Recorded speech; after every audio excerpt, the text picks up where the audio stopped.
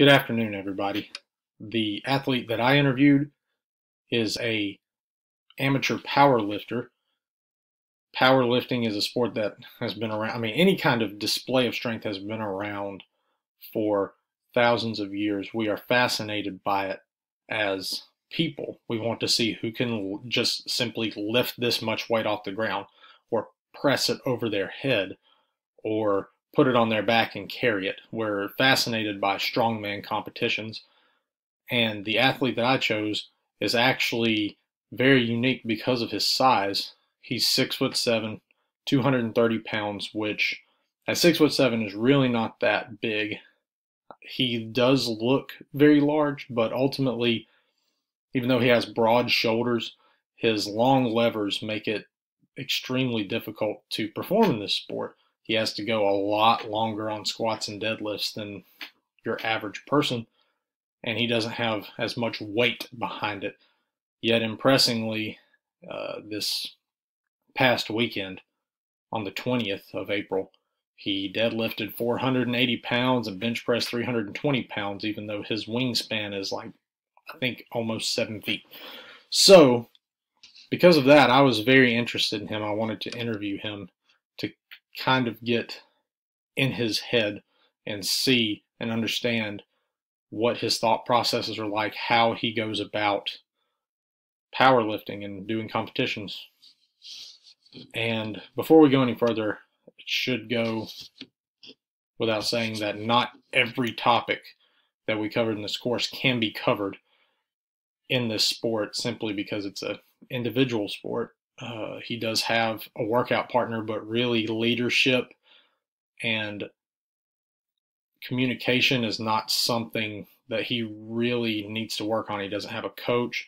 He simply has one partner who works out, but this partner doesn't do the same thing he does. He does bodybuilding instead of powerlifting. They're just there to hold each other accountable.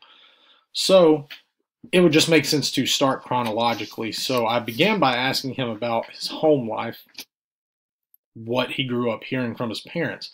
Specifically, I asked him, did you play sports when you were younger? If so, what was the emphasis on? Was it on winning? Was it on enjoyment of the game?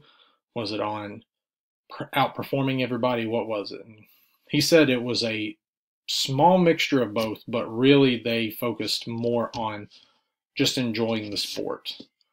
He said that it was later when he began to focus more on winning because he actually, prior to this stint in powerlifting, he was actually a cross-country runner, which is also another thing that he is very mechanically disadvantaged at, but he was an all-state runner in high school, and he performed at a Division I level.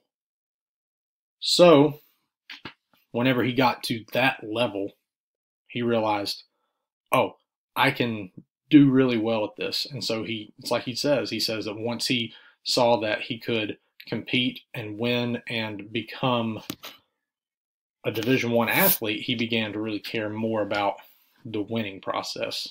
So it's safe to say that his parents brought him up in a very task-involved climate where the focus was on winning, and this, has been shown, as we've seen in the modules and in the text, that people that grow up in these environments usually enjoy sport more and are more intrinsically motivated, which actually does somewhat transfer to why he got into powerlifting, but more on that later. Because later, there was this ego-oriented climate that became involved. So he had this high task, high ego on both sides. I would say his task was actually naturally higher because that's the foundation everything was built on. So there was this need for extrinsic reward, but that came later, and that was not the basis for why he did what he did. So that's his background. And of course, like I said, task-oriented motivational climate would lead one to be more intrinsically motivated, whereas ego-oriented would lead one to be extrinsically motivated by something else, winning, awards, praise, those types of things. And when I asked him why he got into powerlifting, it seems to be just an intrinsic motivation, a genuine desire to learn it, a genuine interest in it, an enjoyment of exercising, especially in things such as the bench press, because he always felt that he was very disadvantaged at that because of how long his arms were. So he really got into this powerlifting as a purely intrinsic motivation. Yes, there is still that competitiveness, that ego-oriented climate that rears its head, and we'll talk about that here in just a second. But really, when I ask him about why he continues in this sport, this is where it becomes more identified regulation, which is a slight form of extrinsic. It's not purely extrinsic motivation, but there is competition and exercises a means to an end rather than just purely for enjoyment. He does say that he enjoyed it just because he enjoys it, but he also talked about wanting to hit personal records. He wants to PR regularly. And when I asked him about his most recent competition, he said that he had a rough go starting out with his bench press and was not very happy with how it went. So he was talking about how he would not be happy, how he could not live with himself. Not necessarily, that might be extreme, but how he would have been so angry with himself and disappointed if he didn't get at least a 5-pound jump in his bench press from his previous competition. So that shows that there is some identified regulation there, that it's not purely intrinsic motivation. And then I kind of just asked him, what are the big key elements when it comes to mentally preparing for a powerlifting competition? And it seems that it all boils down to a lot of things like being able to get focused and staying focused, so concentration, how to manage, how to get yourself in this ideal performance state and perform at a peak, because you want to perform where you're able to lift these extremely heavy weights. And if your mind is not right, then it can affect how much you lift. So due to that, he also identified anxiety and arousal regulation and stress management, and also self-confidence. So I actually had him do a couple of different surveys, one on which type of anxiety he experiences the most before and during competition. And to my surprise, it actually turned out to be a somatic anxiety that, rather than getting inside of his own head and overthinking things, it expresses itself physically. He says he feels very restless. He starts to get the butterflies and a strange feeling in his stomach. His hands kind of shake a little bit. So clearly it's a somatic, it is a somatic response. So I asked him, okay, well, since that's what happens, how do you calm yourself down? How do you get yourself focused? How do you get out of your head a little bit? And he talked about being able to listen to music, and not necessarily music that's very driving and forceful, but just kind of helps him focus on what he has to do. He also puts his restlessness to use by going and just doing a couple extra warm-up sets just to remember what the weight feels like in his hands. And once he can do that, he tells himself, this is just lifting weights. I can do this. So his coping mechanism and a way that he controls his arousal, because he actually functions and performs better at a lower arousal, is by positive self-talk. And that's how he copes with being in an anxious situation. So I had him actually complete the athletic coping skills inventory, and it showed that his concentration is very high. His confidence and achievement motivation are very or on the higher end. I wouldn't say very high, but on the higher end. So is goal setting and mental preparation. So he's able to get himself in the zone well. He believes, part of that self-confidence, he believes that he can do it. That positive self-talk helps him be able to do it. And so he's able to stay focused.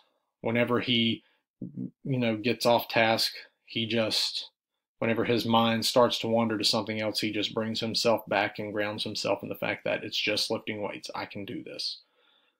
But that's really as far as his coping ability went, which is why his coping with adversity score was actually on the low end. There wasn't a lot of middle ground. Coping was very low, peaking under pressure, and freedom from worry, which kind of surprised me. Because of his high somatic, not as high cognitive anxiety.